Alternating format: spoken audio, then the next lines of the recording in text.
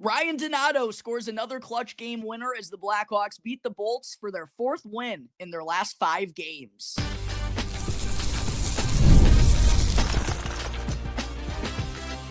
You're Locked On Blackhawks, your daily podcast on the Chicago Blackhawks, part of the Locked On Podcast Network, your team every day.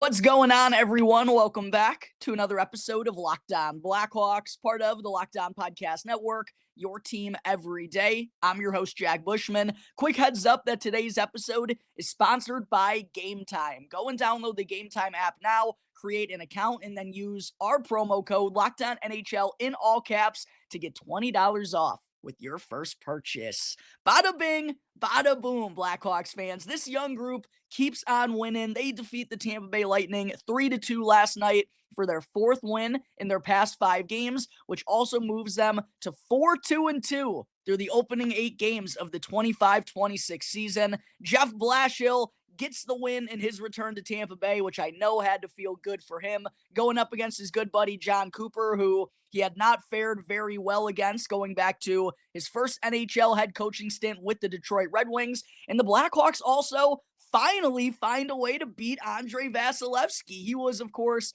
13-0-0 in his career coming into Thursday's game with a 2.14 GAA, .930 save percentage, and 1 shutout in 13 contests against the Blackhawks. While that squeaky clean record is no longer, the Blackhawks go on to beat him 3 times last night to pick up yet another hard-fought victory. Wasn't their prettiest performance, especially on the defensive side of things, but finding a way to get the job done is the clear growth we're seeing from this young group, right? After falling 3-2 late in Florida for the season opener, losing 4-3 in overtime to the Boston Bruins in a game in which they definitely should have closed out in that extra period based on the quality chances that they received. They also lost in the final 15 seconds of their home opener to the Montreal Canadiens. That put them off to a struggling 0-2-1 start.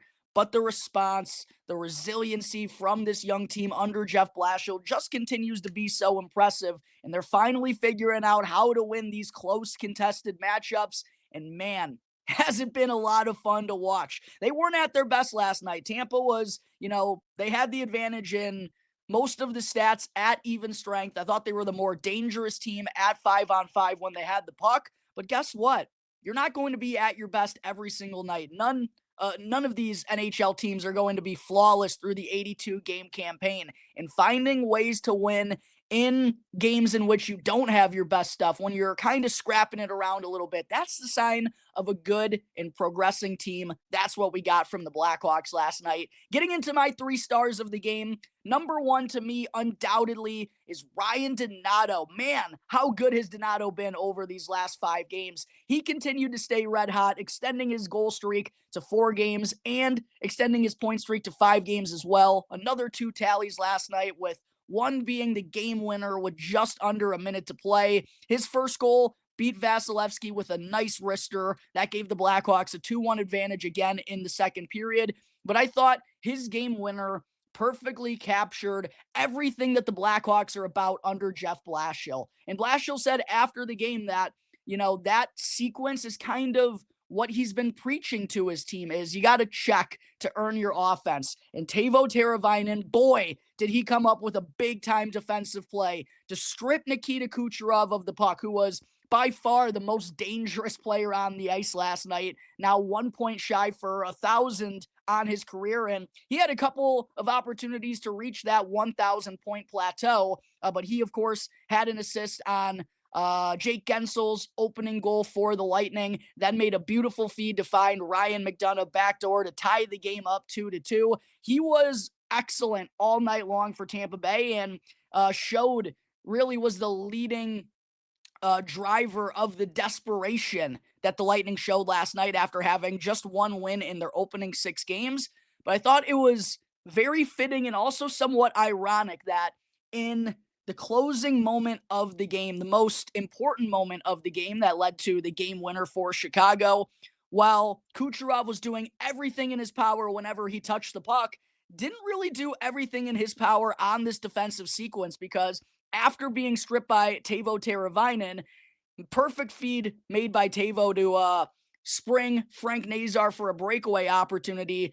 But you know who jumped on the rebound? It was, of course, Ryan Donato. And the reason he got there first is because he out-hustled Nikita Kucherov in transition to win that foot race, recognizing that, hey, there might be a rebound opportunity for me to jump on. That's exactly what transpired. And if you go back and watch the clip, wasn't exactly the greatest hustle shown by Kucherov on the defensive side of things. So, it's easy to easy to well, how do I want to describe this? Easy to show the desperation when you're on the offensive side of things, but true winning plays in this league are made from your defense. And the Blackhawks turned defense into offense perfectly for that game winner. Again, a remarkable play by Teuvo Teravainen to make it all happen. Donato cashes in for his team-leading 5th goal now, all of which has come in the last 4 games. He's my number 1 star of the contest, potting another 2 goals last night to help lead the Blackhawks to another victory. Spencer Knight, though, is right behind him as my 2nd star of the game, as he was once again stellar in net, which has been the storyline for him all throughout his first full season here with the Blackhawks. He stopped 29 of the 31 shots faced to earn his 3rd win of the season. And Knight has now allowed 2 goals or fewer in 4 consecutive outings. He's up to 3-2-1 on the year with a 1.97 goals against average and .937 save percentage in his first 6 games. And oh yeah, on top of that, he now leads the NHL in goals saved above expected on the season. Igor Shesterkin, who was above him in that category, didn't have a particularly good showing against the San Jose Sharks last night. Macklin Celebrini beat him 3 times for the hat trick. And Knight just continues to play like one of the best goaltenders in the entire NHL so far this year. And it's been a huge reason behind the Blackhawks' success. And when they haven't had, their best stuff like they did last night, or even in that game on Sunday against Anaheim, he answered the bell seemingly every single time.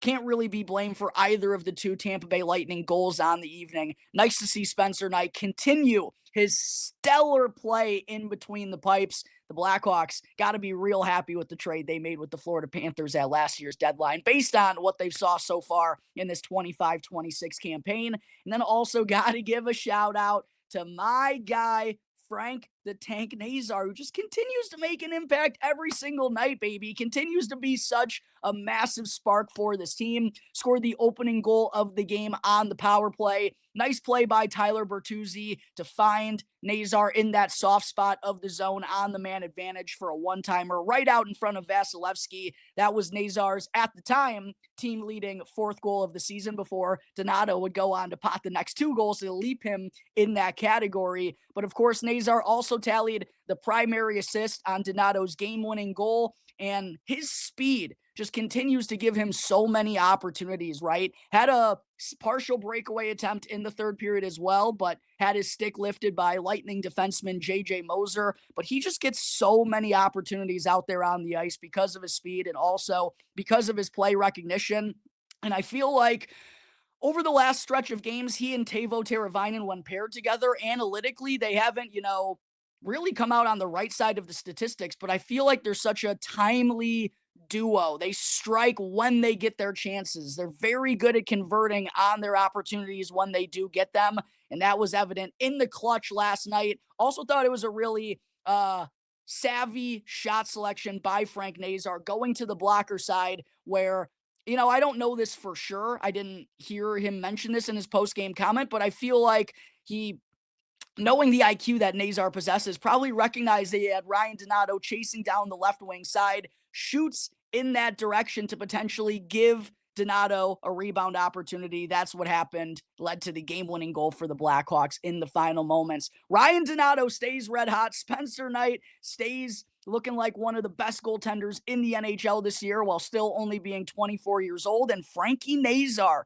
now leads the Blackhawks in points this season with 9 through the opening 8 games. He's also 2nd in goals with 4 and has found the back of the net 3 times in his last 4 contests, in addition to 3 multi-point games already on the season. The breakout campaign is fully underway for my boy Frank the Tank, and definitely helps his chances of cracking the United States Olympic roster, which some of you may remember in my Blackhawks bold predictions episode, I said that Frankie was going to make that team. I've been so high on this kid ever since the Blackhawks selected him 13th overall back in 2022, and it has been phenomenal to watch what he's turned into here in his first full NHL campaign. Establishing a consistent and legitimately threatening second line has been so massive for this Blackhawks offense. Definitely a big part in the team getting off to a 4-2-2 start here to the 25-26 season. All right, there is my quick recap in 3 stars from last night's win in Tampa Bay. Coming up in just a moment here, I'll continue to dive into some key takeaways from last night's victory. But first, I do got to show some love to one of today's sponsors, which is FanDuel. The NFL season is now here, and FanDuel is making sure you're ready for every kickoff with a can't-miss offer. Because right now, new customers can bet just $5, and if your bet wins, you'll get $300 in bonus bets to use all across the app. And what I personally love about FanDuel is that it's super quick, it's easy, and the best way to add a little more energy to your Sundays. With player props, same-game parlays, and now more ways than ever to get in on the action. Are you ready to play? All you got to do is download the FanDuel app now or go and check out FanDuel.com in order to get started. Again, that's FanDuel.com to place your first $5 bet and win $300 in bonus bets when it wins. I also got to talk to you real quick about Rougiette. Let's be real. Making excuses doesn't solve anything, and we've all heard them before. It's just stress. I'm tired, or it happens to everyone sometimes. But when it comes to performance, sometimes your body just needs a little extra support, and that's where Rougiette comes in. Rougiette.com offers fast-acting, doctor-prescribed ED treatments designed to help you stop making excuses and start making moves. And the process is fast, simple, and private, and it's all handled by real doctors. So go and visit rugiet.com/LockedOnNHL, and you'll get 15% off on your first order. Again, that's Rougiette.com. down below /LockedOnNHL. And don't forget to use our code LockedOnNHL in all caps so they know exactly who sent you. Rougiette, stop making excuses and start making moves. Before I get into segment 2, as always, just a reminder, if you're enjoying what you're watching here today on YouTube or on a regular basis, please make sure to smash that like button, subscribe to the channel, and if you're tuning in through an audio platform, go and rate and review the show, preferably with a 5-star rating. Those always make me happy and light up my day. Thank you all again, Blackhawks fans, for your constant support. Segment 2, though, on today's show, picking up where I left off, continuing to get into some other takeaways that I wanted to be sure to mention from last night's win in Tampa Bay. That moves the Blackhawks to 4-0-1 over their last 5 games. Man, I can't believe what I'm watching unfold in front of my eyes. Truly, after watching this team be so lowly and so uncompetitive for, every single season that I've been the host of the show since 2020, 2021. And now, everything that Kyle Davidson has kind of envisioned is coming to the forefront.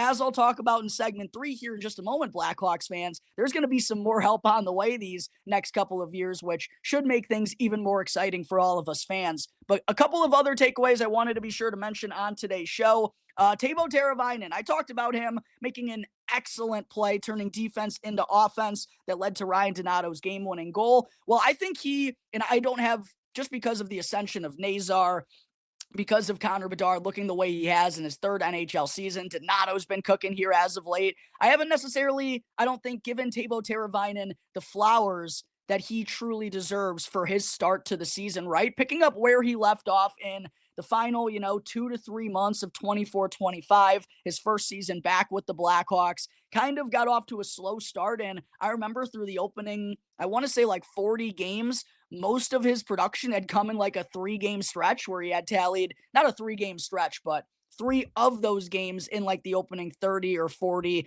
where he had, 3 points one night, 3 points another, and then 2 points in another game. Well, he's been much more consistent, and that consistency has been a huge part of Frankie Nazar being the team's leading point scorer and that second line presenting a consistent threat that other teams have to respect. Teuvo, 2 apples for him once again last night, one coming on Frankie Nazar's opening power play goal, the other, of course, instrumental in leading the Blackhawks to this 1-goal victory. Teuvo now has a team-leading 7 assists through the opening 8 games of the season. He's tied with Ryan Donato for second on the team in points with 8, as his lone tally came in the season opener against the Florida Panthers. Another shout-out I want to give to Teuvo, not that I ever think plus-minus is the most indicative stat of how someone is truly faring. However, if you go and look at the plus minus right now for the entire Blackhawks roster, I legitimately cannot tell you the last time I've seen that many pluses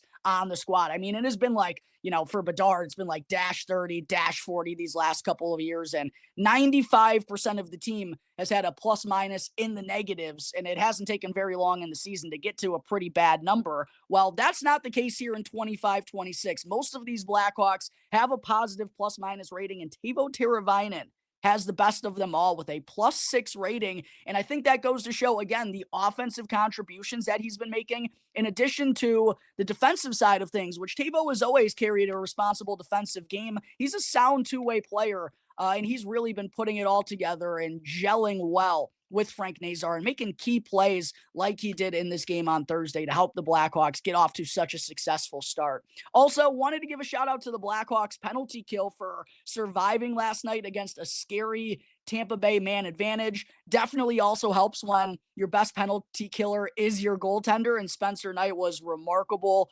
all night long, both at even strength and when his team was a man down. But for the Hawks PK to come out of this game 4 for 4 definitely played a big part in them coming away with this 1-goal victory. Still think they got to clean things up and do a better job of staying out of the box. 4 penalties against Tampa Bay, giving Nikita Kucherov all those chances to come on the ice with the extra man out there. Bad things usually happen when you take that many trips to the sin bin against this Lightning team, especially with how dangerous and desperate they were, as well as Nikita Kucherov was last night. But a great job by both Knight and the PK. Ilya Mikheyev, I mean, my oh my. Love to hear him get praise from the ESPN Plus broadcast last night for the great work that he does while shorthanded, saying he could be one of the best penalty killing forwards in the entire league. I definitely agree with that. He uses his speed, his hustle, and his just determination to make plays happen seemingly every time he's out there while shorthanded. And it's a very simple approach.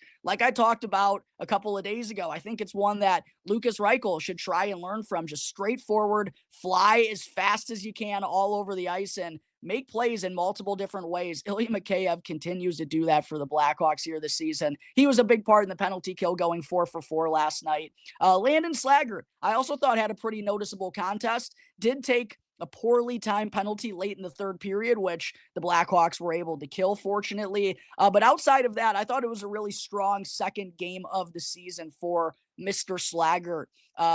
Wound up leading the Blackhawks with 5 hits in the game, despite only playing just over 11 minutes of ice time. Also had 2 pretty good scoring opportunities, with one coming early in the third period, making a nice move to drive to the net and get a stuff shot off on Vasilevsky. Then he ended up saving. Also chased down an icing call early in the first period, and altogether, I thought his wheels were really on display and showed off his speed. Also drew a penalty in the opening 20 minutes. So for not having a lot of ice time, I definitely thought Landon Slaggert made the most of his chance, and that'll probably get him into the lineup once again against the Los Angeles Kings. Although things, as I've talked about on the show, are definitely going to get more interesting for this Blackhawks forward group when Jason Dickinson and Andre Burakovsky return. I did see, by the way, on Instagram that Andre's wife, Johanna, posted that they were planning to go home from the hospital yesterday. So I think that's going to set up Burakovsky as the Blackhawks return to Chicago. I believe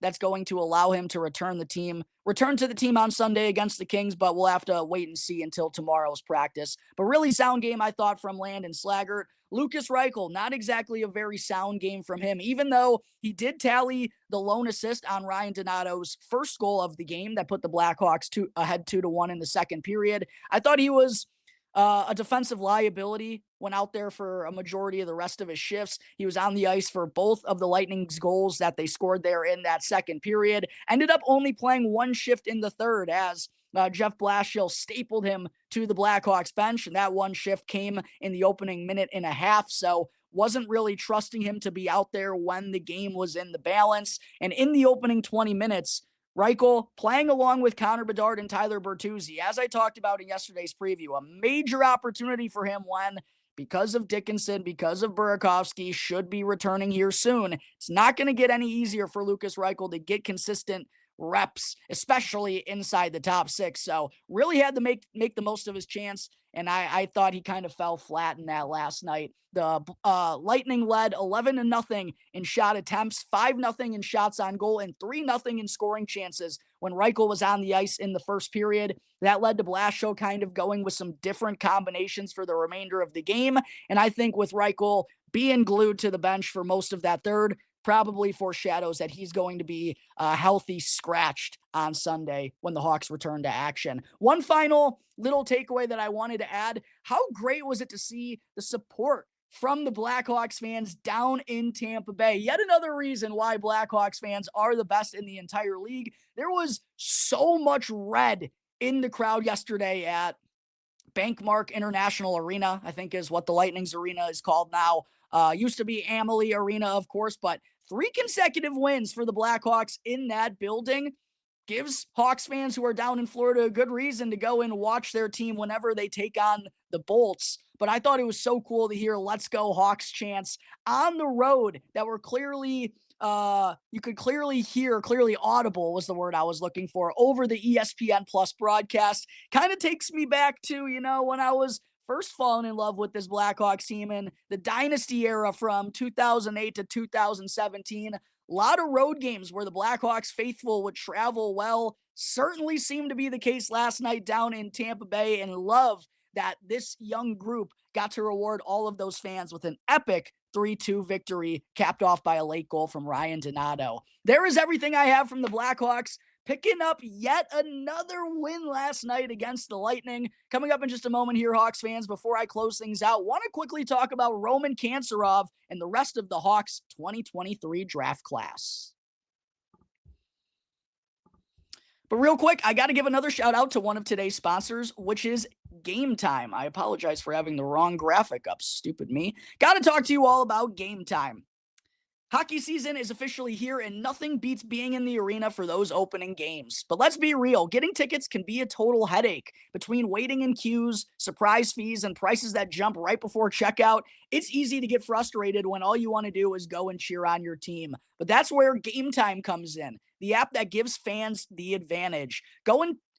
It's your ultimate life hack for scoring amazing NHL tickets fast, easy, and stress-free. So go and take the guesswork out of buying NHL tickets right now with Game Time. Go and download the Game Time app, create an account, and then use our promo code LOCKEDONNHL in all caps to get $20 off on your first purchase. Terms and conditions apply. Again, that's code LOCKEDONNHL to get $20 off on your first purchase. Segment 3, Roman Kantserov is another one of the Blackhawks' top prospects who is already thriving while playing professional hockey, just not in the NHL. As I've talked about recently on the show, Oliver Moore and Nick Lardis off to tremendous starts to their first pro campaigns down with the Rockford Ice Hogs. Anton Frondell talked yesterday about how he is 4th in the SHL in goals at just 18 years of age, was also named to Team Sweden's U20 roster for the upcoming Five Nations tournament. Well, I haven't talked about Roman Kantserov, I don't think, enough recently on the show, considering that he's now leading the KHL in goals with 12 here on the season, also is top 10 in the league in points, and is still only 21 years old. Kantserov found the back of the net once again last night, showing off his incredible shot, by the way, when I feel like a lot of his goals so far this season have come from right out in the bumper roll on the man advantage or out in the dirty areas, which I absolutely love.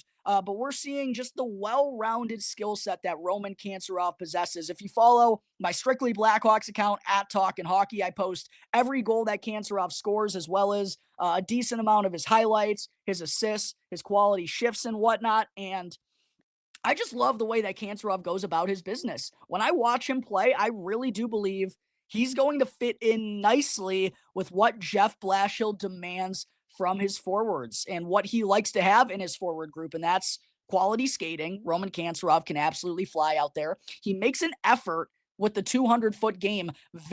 Uses his speed very well on the forecheck to break up plays, hustles hard to get back in plays when he's a little bit too caught up on the offensive side of things, and altogether plays a responsible defensive game for a guy who's the leading goal scorer, the top line center, top 10 in the league in points in the KHL, again, at only 21 years of age. I just really like Roman Kantserov's makeup. And I also love, again, like I talked about, kind of his gritty nature too, for being only 5'9", 5'10", an undersized forward, which I think is going to make it hard for him to be a center at the next level. I'm fully expecting him to be a wing, but I feel like he's a piece that's going to complement what the Blackhawks have right now in Connor Bedard and Frank Nazar, and hopefully around the same time as Kantserov coming over, Anton Frondell.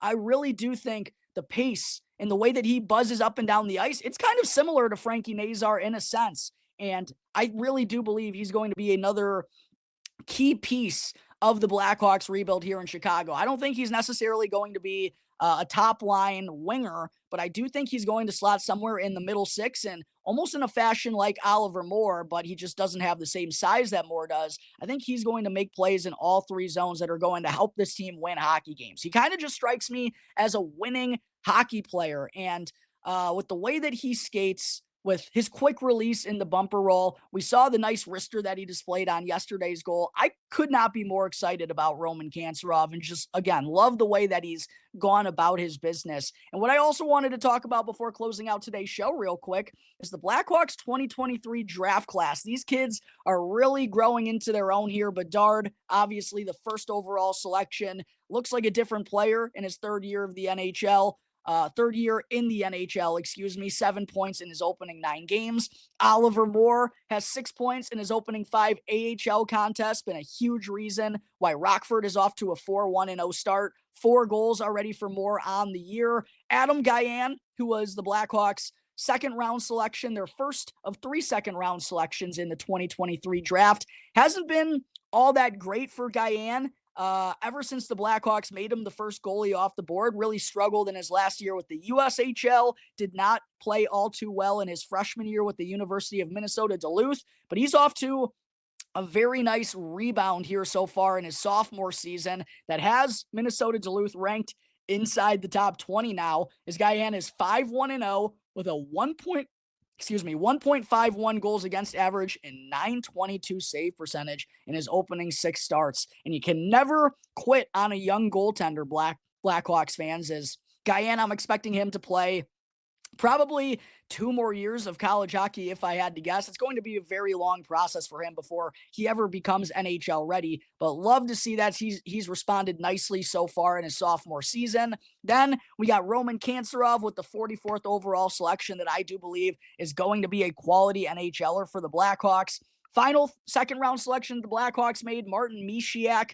I don't know if he's ever going to be a puzzle piece here in Chicago, but what I will say is, in the last couple of preseasons where Misiak has played, I've thought he's done some of the little things well and showed some promise in his game. So I'm not completely quitting on Misiak, but I don't necessarily know if I see a spot for him. And then with the first pick, with the Blackhawks' first selection in the 3rd round, I should say, they of course selected Nick Lardis, 67th overall. And what I love is that going back to my 2023 NHL draft recap, breaking down all the day 2 picks from the Blackhawks, Nick Lardis was the prospect who I loved the most of all of their selections that day. And he's been excellent so far in his first professional campaign, leads the AHL in points, was also named the AHL Player of the Week for an incredible weekend, tallying at least 1 point in each of the Ice Hogs 3 contests, 1 on Friday, 2 on Saturday, 4 on Sunday. That now gives Lardis 8 points in his opening 5 games. Bedard,